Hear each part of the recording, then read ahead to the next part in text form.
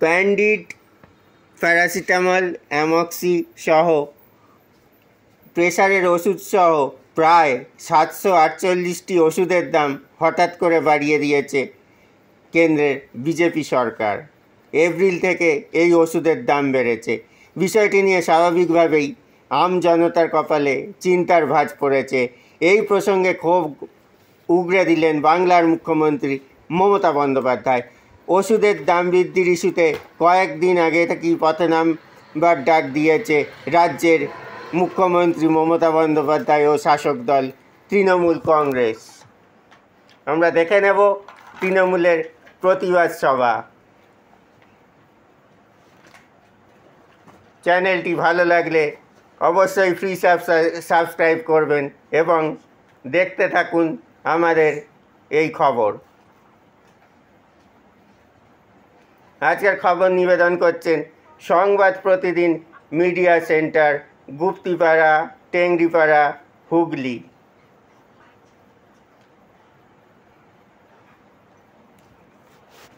Diamond Harbour থেকে আমাদের প্রতিনিধি বাইজিৎ মণ্ডলের বিশেষ রিপোর্ট দেখব। জেনে নিই বিষয়টি কী।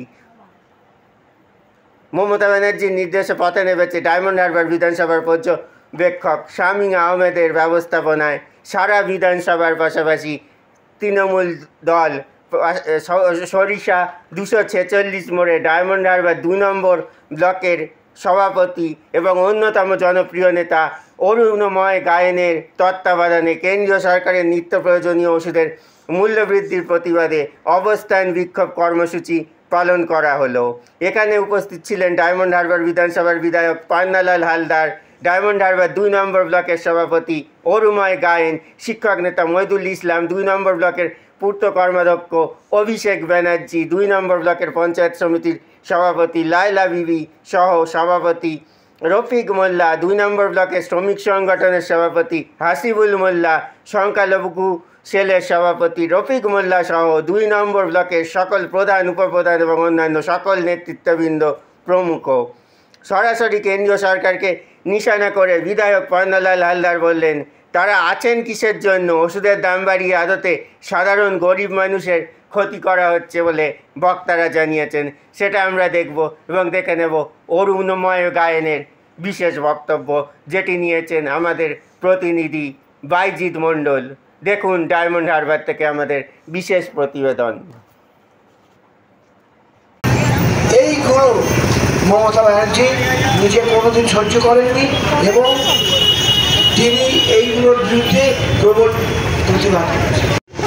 আমাদের তাই দাবি, আমাদের মাননীয় মুখ্যমন্ত্রী আমাদের সঙ্গে আছে, আপনারা কিন্তু নির্ভয় থাকবেন। মাননীয় মুখ্যমন্ত্রী এর প্রতিকার একটা করবেন এবং তার জন্য প্রয়োজনীয় ব্যবস্থা নেবেন। আমি আপনাদের বলবো, আপনারা এখানে অরুণময় আছে, আরও সমস্ত আমাদের নেতা নেত্রীরা আছে, শামীম আছে। আমি বলবো, আপনারা প্রতি পদে পদে আমাদের ছেলেরা যে পথে যাবে, যে কর্মসূচি নেবে, আপনারা কিন্তু সর্বতভাবে তাকে সাহায্য করবেন।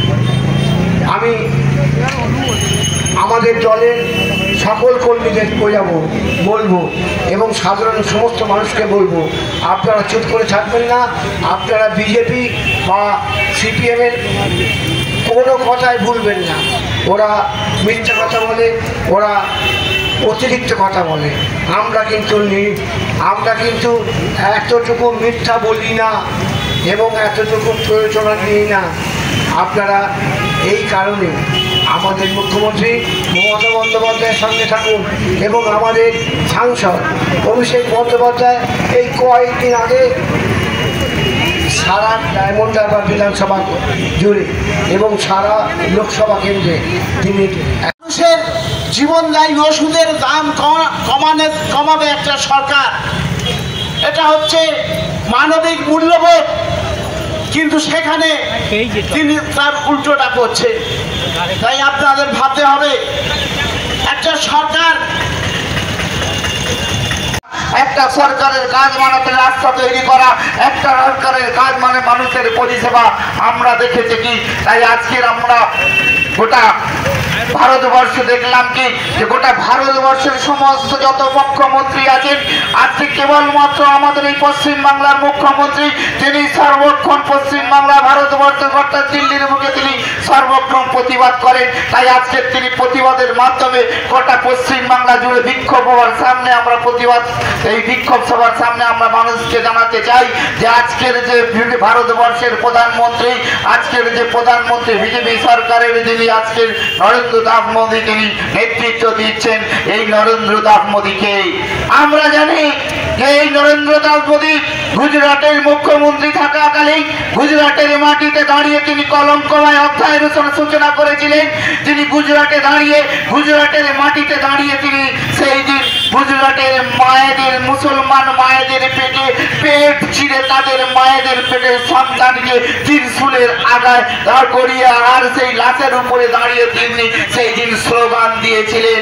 আর সেই দিন গুজরাটের মাটিতে এই নরেন্দ্র দাস মোদী বলেছিলেন যে যারা মুসলমান তারা থাকা চলবে না।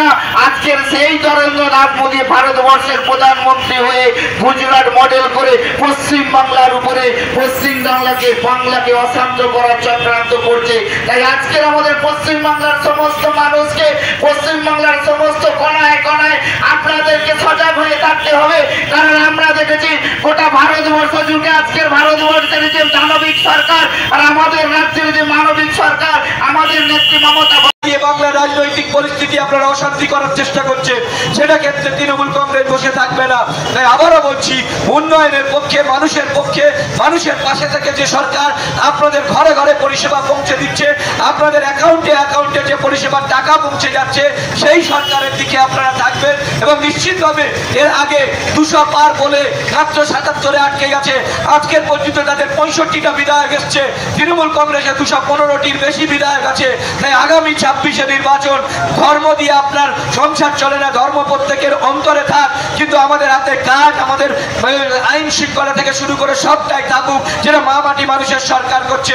তাই আমরা মা মাটি মানুষের সরকারের পক্ষ থেকে আবেদন করছি, বিজেপির এই সাম্প্রদায়িক নীতি, এই দ্রব্যমূল্য বৃদ্ধির প্রতিবাদে আপনারা সর্বত্র সজাগ থাকুন। যারা দাঙ্গা লাগাতে আসবে, যারা সাম্প্রদায়িক অশান্তি তৈরি করতে আসবে, তাদেরকে রুখে দিন। এবং নিশ্চিতভাবে বাংলার মানুষ মা মাটি মানুষের পক্ষে আছে।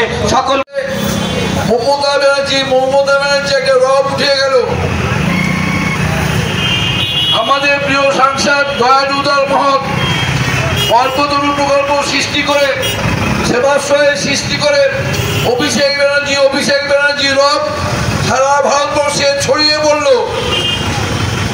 আর বিজেপি, কংগ্রেস, সিপিএম একের পর এক পত্রিকায় দেখতে পাবেন কৌশলে কোর্টকে সামনে রেখে, আদালতকে সামনে রেখে বাংলায় মমতা ব্যানার্জির উৎখাত করাকে কেন্দ্র করে বাংলার বাঙালিদের অপমান করছে এই সিপিএম, কংগ্রেস, বিজেপি আদালতকে সামনে রেখে। তাই আপনারা সবাই সজাগ থাকবেন। একের পর এক গ্যাস থেকে পেট্রোল, ডিজেল, ওষুধের দাম, মানব সেবার কোনো ভাবনা চিন্তা নেই। শুধু সাম্প্রদায়িক দাঙ্গা লাগাও আর ধর্ম করে জেতার পরিকল্পনা নিয়েছে। গণদেবতার প্রতি দায়িত্ব পালন করার ন্যূনতম ভূমিকা নেই বিজেপি সরকারের। তাই আমরা সবাই মহান নেত্রী মমতা ব্যানার্জির পাশে আছি, পাশে থাকবো। এবং আমাদের দলের ভবিষ্যৎ অভিষেক ব্যানার্জির নির্দেশ মতো আমাদের আন্দোলন, মানুষের পাশে থেকে আমরা চলবো, এই প্রতিশ্রুতি সবাই আমরা রেখে আজকের আমার কথা শেষ করলাম। রান্নার গাছের দাম বাড়ছে কেন? বিজেপি জবাব দাও। দিকে দিকে দ্রব্যমূল্য বৃদ্ধি হচ্ছে কার স্বার্থে? বিজেপি জবাব দাও। ইলেকট্রনিক পণ্য কার স্বার্থে হলো? বিজেপি জবাব দাও। জীবনদায়ী ঔষধের দাম বাড়ানো হলো কেন? বিজেপি জবাব দাও। আজকের প্রতিবাদ সভায় দলে দলে জবাব দিন। ভারতবর্ষের একমাত্র মুখ্যমন্ত্রী যিনি এর প্রতিবাদ, তিনি বলেছেন যে আমাদের টাকা দরকার নেই, আপনারা গরিবের টাকা, সাধারণ মানুষের কোনো ওষুধের দাম বাড়াবেন না, কোনো ওষুধের দাম বাড়াবেন না, আমরা টাকা চাই না। আমরা মানুষের কষ্ট করতে চাই, আমরা মানুষের প্রয়োজনে মানুষের জন্যে করতে চাই। আপনারা ওষুধের দাম বাড়াচ্ছেন, গ্যাসের ওষুধের দাম বেড়ে গেছে, সুগারের ওষুধের দাম বেড়ে গেছে, প্রেশারের ওষুধের দাম বেড়ে গেছে, এগুলো আমার আপনার প্রায় প্রত্যেকেরই খেতে হয়। সেই ওষুধের দাম বেড়ে গিয়ে এখন এক একটা ওষুধের দাম 16 টাকা 18 টাকা 20 টাকা, যার দাম ছিল 15 টাকা তার দাম হয়েছে 30 টাকা। এইগুলো মমতা ব্যানার্জি নিজে কোনোদিন সহ্য করেননি এবং তিনি এইগুলোর বিরুদ্ধে প্রবল প্রতিবাদ করেছেন। আমাদের তাই দাবি, আমাদের মাননীয় মুখ্যমন্ত্রী আমাদের সঙ্গে আছে, আপনারা কিন্তু নির্ভয় থাকবেন, মাননীয় মুখ্যমন্ত্রী এর প্রতিকার একটা করবেন এবং তার জন্য প্রয়োজনীয় ব্যবস্থা নেবেন। আমি আপনাদের বলবো, আপনারা এখানে অরুময় আছে, আরও সমস্ত আমাদের নেতা নেত্রীরা আছেন, স্বামী আছে, আমি বলবো আপনারা প্রতি পদে পদে আমাদের ছেলেরা যে পথে যাবে, যে কর্মসূচি নেবে, আপনারা কিন্তু সর্বতভাবে তাকে সাহায্য করবেন। আমি আমাদের দলের সকল কর্মীদের বলবো এবং সাধারণ সমস্ত মানুষকে বলবো, আপনারা চুপ করে থাকবেন না, আপনারা বিজেপি বা সিপিএমের কোনো কথাই ভুলবেন না। ওরা মিথ্যা কথা বলে, ওরা অতিরিক্ত কথা বলে, আমরা কিন্তু এতটুকু মিথ্যা বলি না এবং এতটুকু প্রয়োজনা নিই না। আপনারা এই কারণে আমাদের মুখ্যমন্ত্রী মমতা বন্দ্যোপাধ্যায়ের সঙ্গে থাকুন এবং আমাদের সাংসদ অভিষেক বন্দ্যোপাধ্যায় এই কয়েকদিন আগে সারা ডায়মন্ড হারবার বিধানসভা জুড়ে এবং সারা লোকসভা কেন্দ্রে তিনি সরকার ধর্মকে সামনে রাখছে আর বন্ধকে শেষ করছে।